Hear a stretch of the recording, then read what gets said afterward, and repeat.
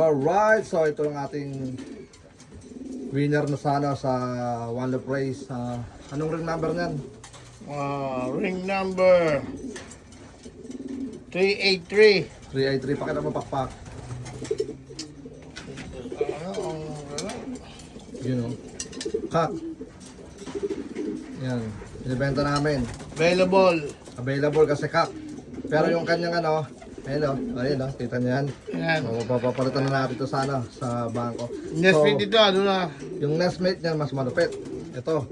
I mean, para sa mga silang malupit, ang pinakamaganda lang, tag-money winner. Kunin mo pa. Ilarga mo na yun doon. Yan. So, available yung kak. Ito yung hen. Ito pa. Kunin mo. Nakasalang yung hen kasi ano. Yan.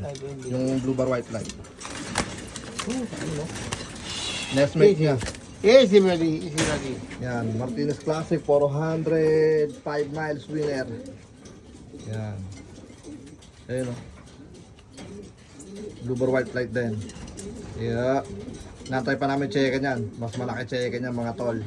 So, available yung kak. Nesmate niya, ano. Winner sila parehas. So, ano, magandang, ano yan, Kailangan kasi namin, hen. hen kasi, magandang isalang yun.